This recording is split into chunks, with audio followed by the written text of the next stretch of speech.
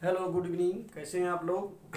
तो आप लोगों के साथ मेरा एक लंबा अंतराल हो गया, थोड़ा कुछ प्रॉब्लम आ गई थी, तो मौसम भी नहीं सही था। तो अब हम फिर अपने जो है उसी वे पे चलेंगे संविधान के लिए।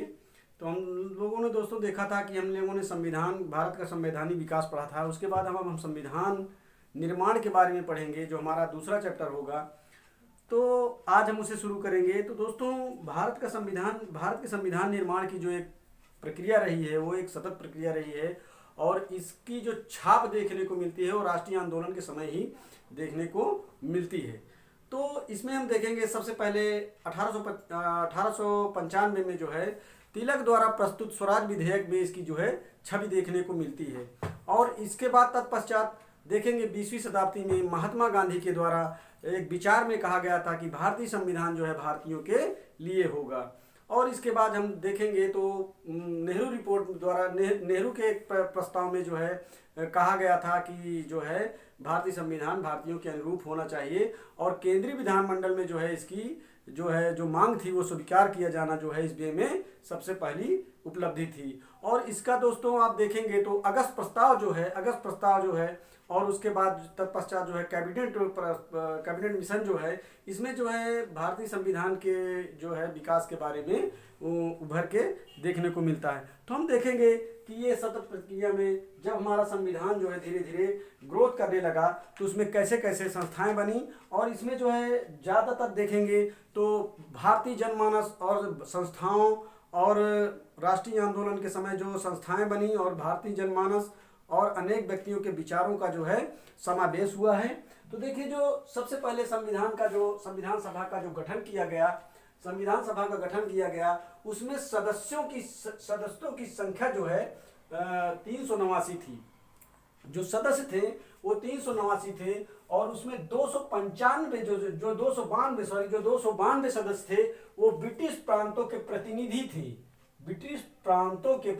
थे। कौन थे? ब्रिटिश प्रांतों के प्रतिनिधि थे। तो ये टर्म्स हमें याद रखना दोस्तों बहुत जरूरी है, क्योंकि यही टर्म्स पूछा जाता है। तो देखिए, जो ब्रिटिश प्रांतों के जो प्रतिनिधि थे उनकी संख्या कितनी थी? उनकी संख्या जो है 252 थी। और इसका जो है दोस्तों पढ़ना जो है सबसे महत्वपूर्ण क्यों हो जाता है, ये टॉपिक क्यों महत्वपूर्ण हो जाता है? क्योंकि जब ये संविधान जब संविधान के बारे में जब चर्चा होने लगी, जब संविधान के निर्माण की प्रक्रिया चलने लगी, तो इसमें 2-3 जो प्रस्ताव ऐसे हैं जो बहुत महत्वपूर्ण हैं, उनको हम थोड़ा सा देखेंगे। तो जो हमारा जो है 1940 का जो अगस्त प्रस्ताव है, 1940 का अगस्त प्रस्ताव, इसमें जो है इसकी छवि देखने को मिलती है। और इसके बाद तत्पश्चात जो है 1942 का जो है क्रिप्स मिशन आता है। 1942 में एक क्रिप्स मिशन आता है। और वह क्रिप्स मिशन में जो कहा गया था कि इसमें जो ब्रिटेन द्वारा इस प्रस्ताव स्वीकार किया गया कि भारत में एक निर्वाचित संविधान सभा का गठन होगा, जो युद्ध के बाद भारतीयों के लिए संविधान तैयार करेगी। किंतु भारतीयों द्वारा अन्य महत्वपूर्ण आधारों पर क्रिप्स योजना को अस्वीकार कर दिया गया था। तो 1942 में जो है क्रिप्स मिशन आया था। वह भी जो है संविधान निर्माण के वे में जो है एक उसकी जो है छवि दिखाई देती है। और जो है 1946 में सबसे महत्वपूर्ण जो है 1946 का जो है कैबिनेट मिशन, 1946 का जो कैबिनेट मिशन आता है, तो उसमें अब सांत्वना की जाती है कि कैबिनेट मिशन योजना में भारतीयों के प्रस्ताव को स्वीकार कर उसे व्यवहारिक रूप प्रदान करने के लिए, भारतीयों का प्रस्ताव जो होता है उसको स्वीकार करके एक व्यवहारिक रूप प्रदान करने के लिए क्या की जाती है? स्वीकृति प्रदान कर दी जाती है। तो 1946 का जो कैबिनेट मिशन है वह बहुत महत्वपूर्ण है। और एग्जाम में दोस्तों आपको एक क्वेश्चन आपका तैयार होता है, मान के चलिए, यह दे दिया जाता है अगस्त प्रस्ताव, क्रिप्स प्रस्ताव, कैबिनेट मिशन, और इसको मिलाने के लिए दे दिया जाता है। तो ये इसका मैचिंग क्या होगा? 1940 में अगस्त प्रस्ताव, 1942 में क्रिप्स प्रस्ताव, 1946 में कैबिनेट मिशन। तो ये चीज दोस्तों आपको याद रखना बहुत जरूरी है। अब चलते हैं हम आगे, जो हमने वे में चलते हैं जो हम पढ़ रहे थे। देखेंगे सदस्यों की संख्या जो क्या थी उस समय निश्चित कर दी गई। जब संविधान सभा का गठन हुआ तो सदस्यों की संख्या क्या थी?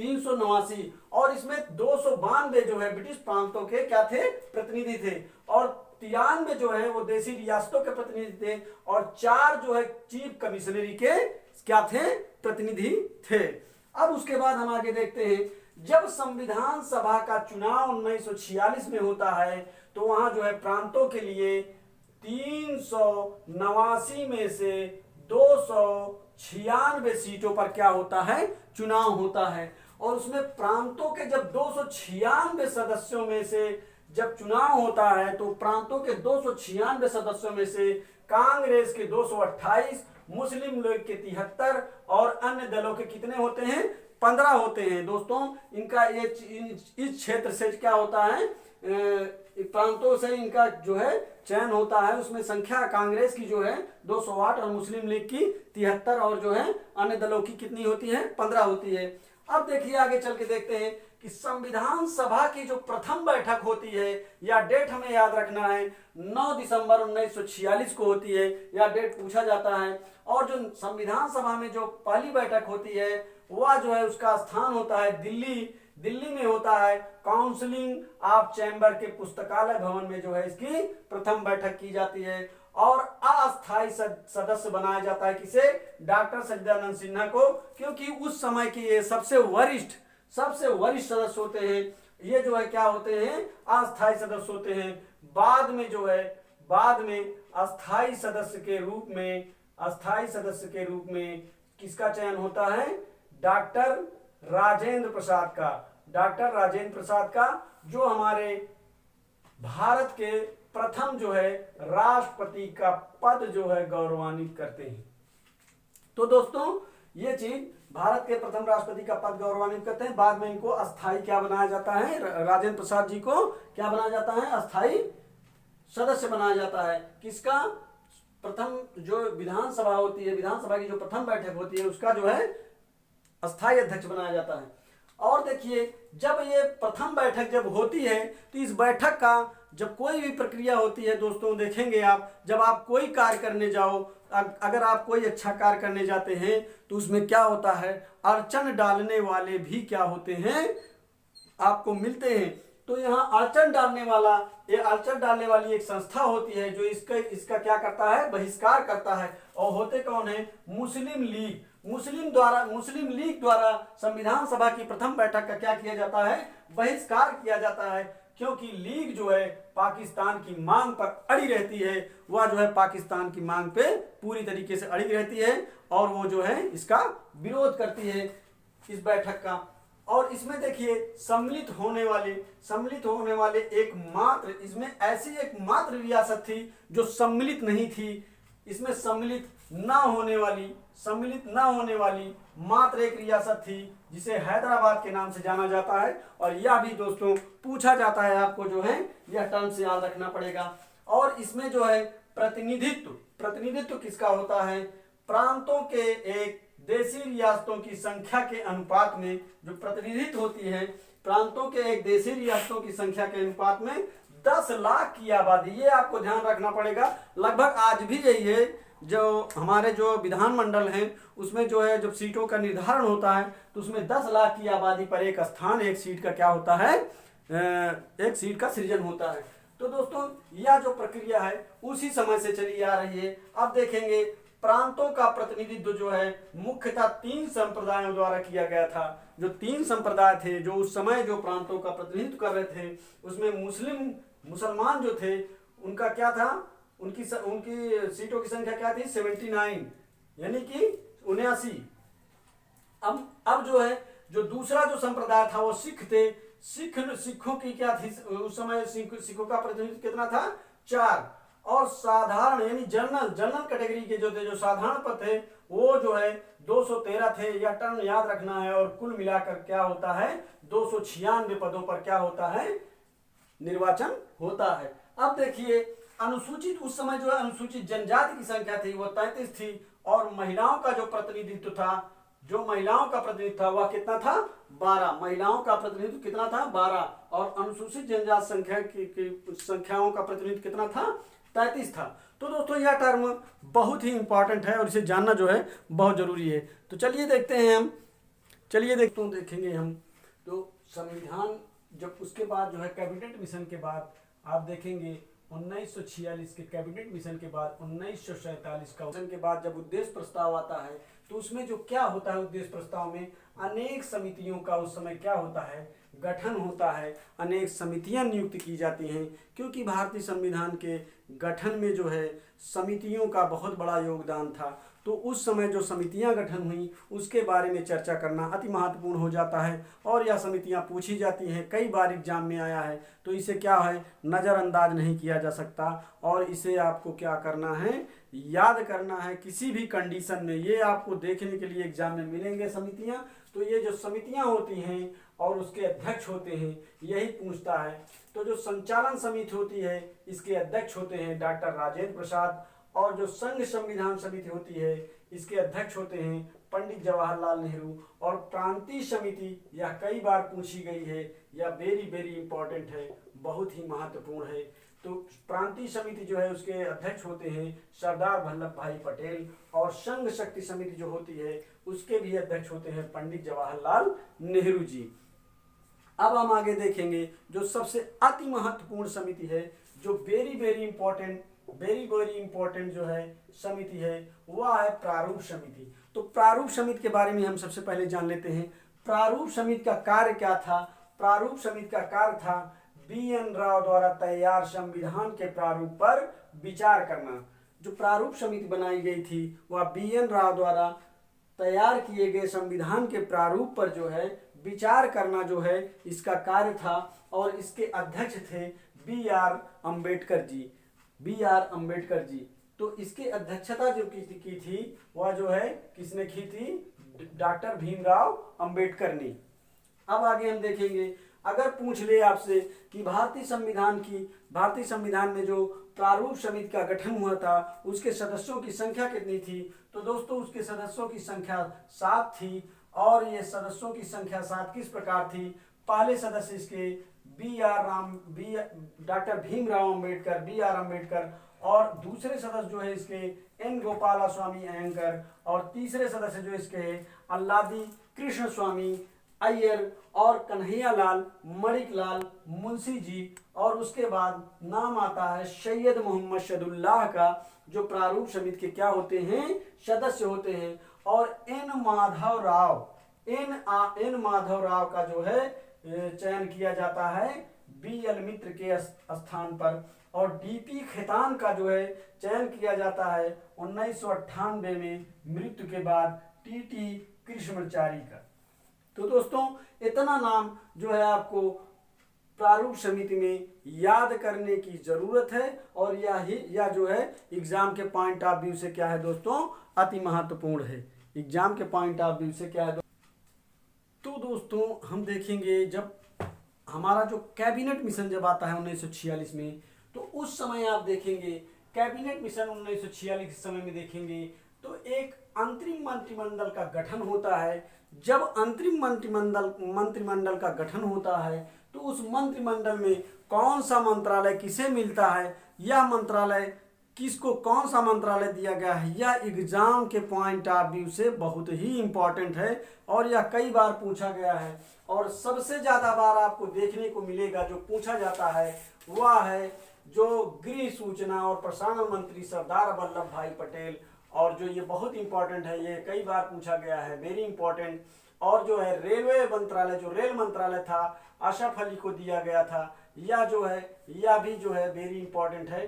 तो हम देखेंगे कि कौन सा मंत्रालय किसे दिया गया था। तो पंडित जवाहरलाल नेहरू जो थे वो जो क्या थे, वो कार्यकारिणी परिषद के अध्यक्ष भी थे, और उन्हें विदेशी मामले तथा राष्ट्रमंडल जो है का मंत्रालय क्या है उनके सुपुर्द था।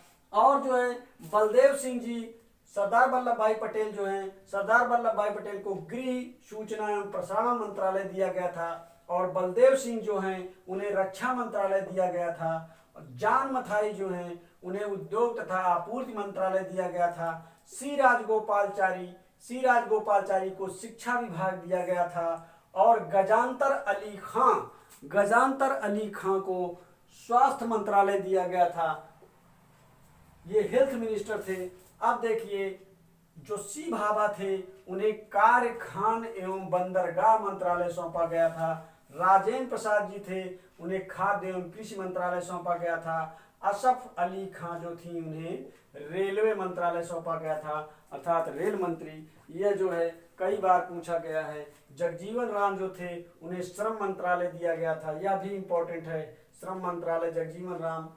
और लियाकत अली खां जो थे, उन्हें वित्त मंत्रालय दिया गया था।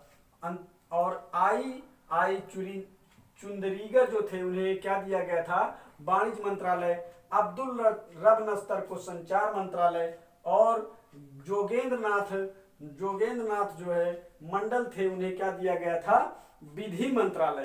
तो इतना मंत्रालय दोस्तों देखिए, तो यह मंत्रालय जो है एग्जाम के पॉइंट ऑफ व्यू से क्या है, बहुत ही इंपॉर्टेंट है।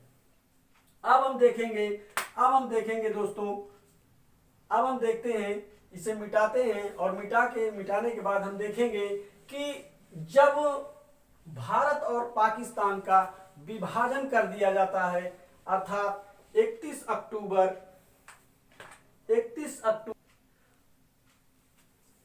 जब देखेंगे हम, तो आता है क्या कि 31 अक्टूबर 1947 को भारत और पाकिस्तान के विभाजन के बाद संविधान सभा का पुनर्गठन होता है। जब भारत और पाकिस्तान का 31 अक्टूबर को बंटवारा हो जाता है, तो उस बंटवारे के बाद और उस पुनर्गठन के उपरांत हम देखेंगे कि जो प्रांतों की संख्या होती है, जो अब तक जो प्रांतों की संख्या देखने को मिल रही थी, हमने देखा था कि प्रांतों की संख्या जो अब तक देखने को मिल रही थी, वो घटकर कितनी हो गई, 229 सदस्य रह गए और रियासतों में 70। अब टोटल क्या था, 299 सदस्य रह गए थे। या जो है अपडेटिंग जो है 31 दिसंबर 1947 की होती है।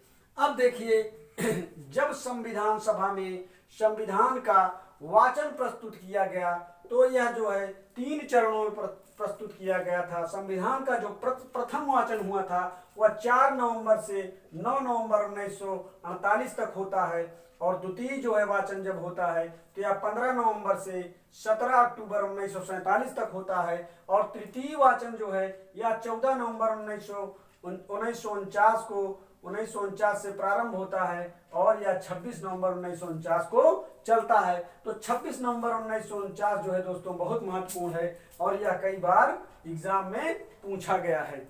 अब देखें, जब तृतीय वाचन होता है, तो उसमें उपस्थित सदस्यों की संख्या कितनी होती है, 284, और भी घट जाती है, 284 हो जाती है। अब देखिए दोस्तों, संविधान निर्माण में कितना समय लगा। संविधान निर्माण में कुल टोटल 114 दिन की बहस के बाद जो है निष्कर्ष निकलता है और 2 वर्ष 11 माह और 18 दिन जो है संविधान निर्माण के लिए समय लगता है। तो यह कई बार पूछा गया है कि संविधान निर्माण में कितना समय लगा था, तो 2 वर्ष 11 माह 18 दिन लगा था। और इसमें जब अगर डेट की बहस की बात चले, तो इसमें इतने दिनों में लगभग क्या कंप्लीटली 114 दिन जो है बहस हुई थी। और इसमें जो व्यय हुआ था वह 63,96,739 रुपए का क्या हुआ था, व्यय हुआ था। और हमारा संविधान क्या हुआ,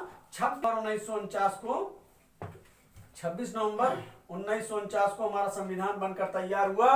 और उस समय हमारे संविधान में क्या थे, 395 अनुच्छेद और भाग जो हमारे थे वह कितने थे, 22 भाग और 8 अनुसूचियां।